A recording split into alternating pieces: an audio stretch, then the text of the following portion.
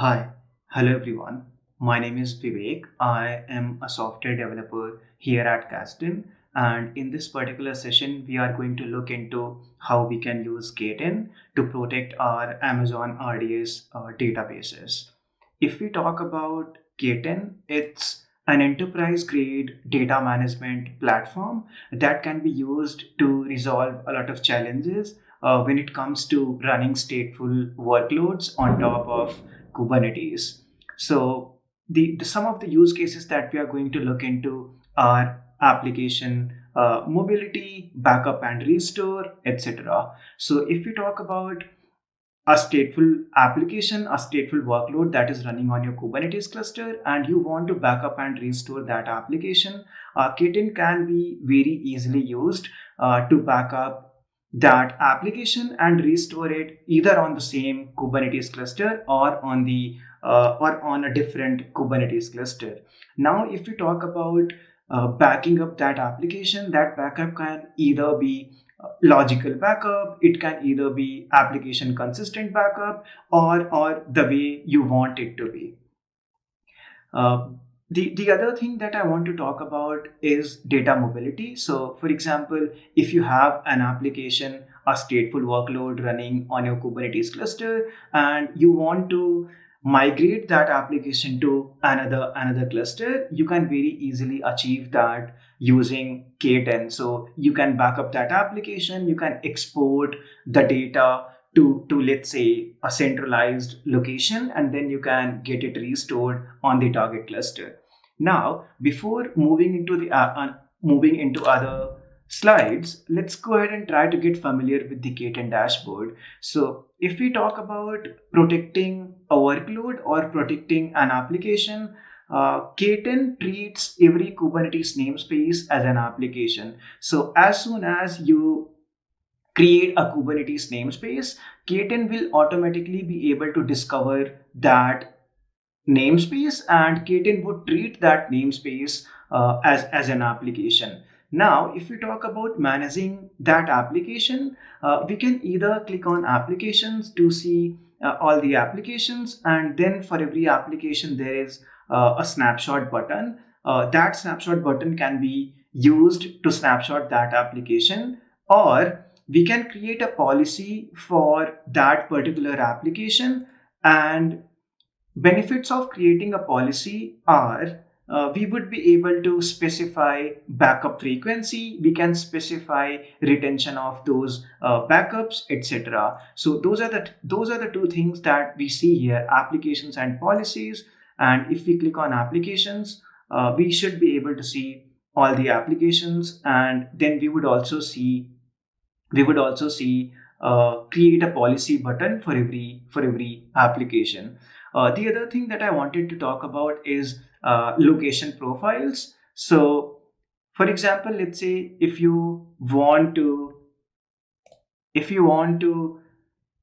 export your backup to a particular location, that location can be registered by going to settings and locations. So if you see here, we have all the applications here, and for every application we see create a policy button that can be used to create a policy. And as soon as we have some successful runs of that particular application, we would be able to see the restore points if we click on the restore button.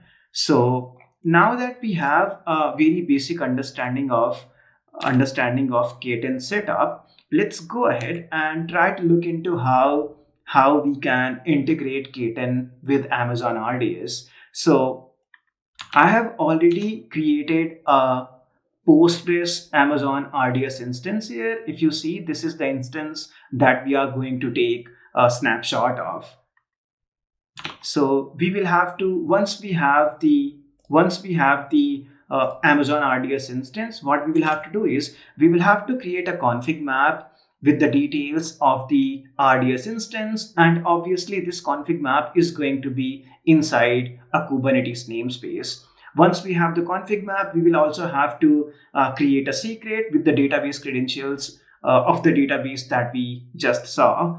And once we have all these two things set up, we will have to annotate the config map. And after annotating the config map, K10 would know that because the config map is annotated, we are dealing with an RDS instance. And then as we looked into the overview of K10, we would go ahead and create a backup policy for the application where these config maps and secrets are. So now let's quickly go ahead and try to look into the config map and secret that we just talked about. So kubectl get config map from rds-app namespace, and name of the config map is db config.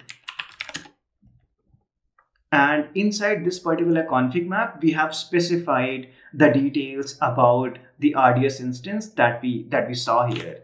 Now, if you see here, we have specified the host, we have specified the instance ID, and we have also specified the secret that contains the username and password for this RDS instance. If we try to get the secret from the RDS app namespace, we would be able to see that we are specifying username and password. Now that we have everything set up, we have a namespace, or in K10's term, we have an application. We have a config map and secret inside that namespace. Let's go ahead and try to annotate the config map named dbconfig using with this particular annotation. And if I hit enter, as you see here, this config map has been annotated. Now, before actually creating the policy, let's go ahead and see if we have some data to be backed up in the database. So if we try to list all the databases, we see that I already have created this test database, and in this test database I have a table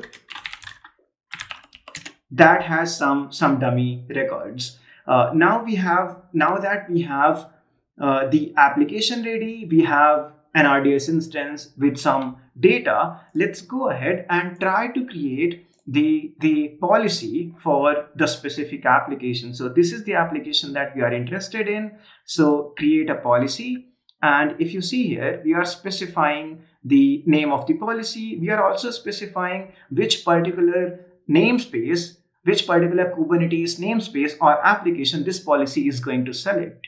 And if you see here, we have specified the name to be RDS-app, and we are also specifying a profile that is going to be used for canister related applications or canister related actions. When we talk about canister related actions, we have already talked very briefly that as soon as we annotate the config map, K10 is going to use canister in the backend, and that is where canister profile is going to be used. So I clicked on create profile, and without waiting for anything, I'm just going to run the policy. And as soon as I run the policy, I should be able to see backup action being run in the dashboard. So if you see here, we are able to see RDS app backup, and if we click on this, we can see that the backup action is running. And if we go to the AWS console,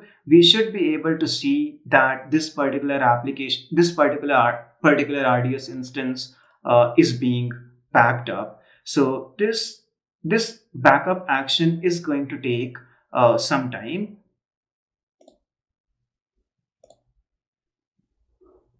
So if you see here, the status has been changed to backing up. So let's wait for this application to be backed up, and then we are going to imitate the disaster scenario by deleting the database, and then we'll restore the database.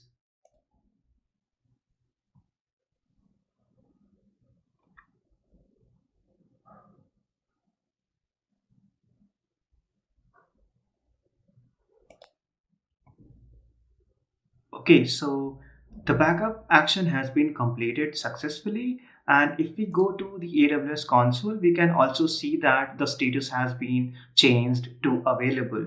Now that we have taken the backup of the RDS instance, let's go ahead and try to delete this database. So we are in test database, and inside test database we have this table called EMP. So let's connect to the other database, and now we are going to delete the database test. So if you see here, I have deleted the database test, and if we try to get all the databases now, we cannot see the test database. Now that we have immediated the disaster scenario, let's say someone accidentally deleted that database. Let's go ahead. Fortunately, we have used K10 to take the backup of that application. Let's go ahead and try to restore that application. So we know that to restore an application, we will have to go to applications, and for every application, we would have a restore point created. So if you see here, this particular restore point was just created, and I am just going to hit restore to get that application restored. So I have clicked on restore, and we would be able to see the action in the dashboard. So if you see here, this restore action has been started, and we will wait for this restore action to complete. And once the restore action is completed, we will go ahead and we will check if the data has been restored or not. Okay, so now as you can see, the restore action on RDS app namespace has been completed, and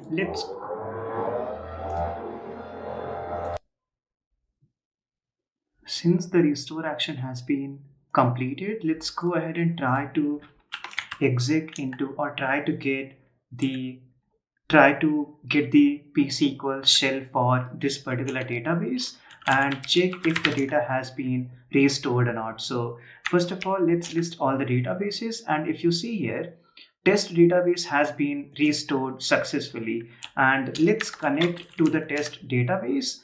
And once we are connected to the test database, we are going to get all the entries from the EMP table that we have already seen. So this is the command to connect to the test database, and as soon as we are connected, we are going to get the details from the employee table.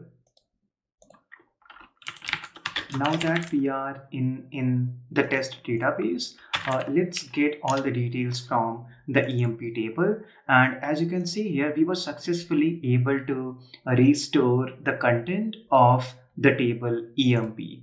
Now that we have seen how we can integrate K10 with Amazon RDS, and how we can take backup and then restore that backup, let's move further and talk about how exactly all these things happened. So we were using Kubernetes 1.21 cluster on GKE. We were on K10 version 4.0.13, and we have already seen that we had RDS Postgres instance with location profile created. Now the K10 instance that we were looking into, that K10 instance also had a canister controller deployed along with all the K10 related services. So since we were already running canister as part of K10, as soon as we annotated the config map, K10 was able to figure out that we have to use canister to back up this particular application. And Canister is an open source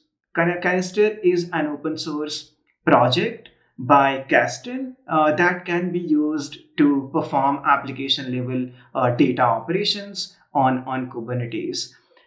So after looking at the config map, because config map was annotated, K10 was able to figure out the blueprint that was supposed to be used to execute these backup or restore workflows. So blueprints are the entities where we specify database specific operations like backup, restore, and delete.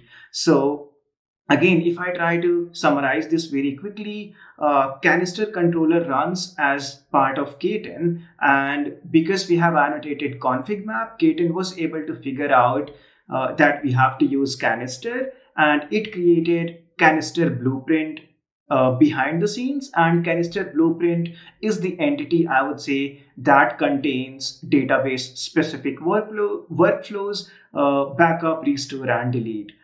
Now, if we talk a bit more about how once Katen was able to figure out the blueprint, how the other things worked. So as we see here, once we have a blueprint, Katen created the blueprint because the config map was annotated, and then Katen created an action set for the backup. And once backup action set was created, canister controller, as you can see in the picture, canister controller was able to figure out the blueprint, and from that blueprint a specific workflow was executed based on the action set. Because action set was backup workflow from the blueprint was executed, and in our case that backup workflow had implementation, had logic to take backup, take snapshot of the RDS instance that we talked about. So the things that we see here, kube exec and kube tasks, these are, I would say, canister specific functions or business logic that can be used. And similarly, in our use case, we have used another function, and that function or logic takes snapshot of the RDS instance.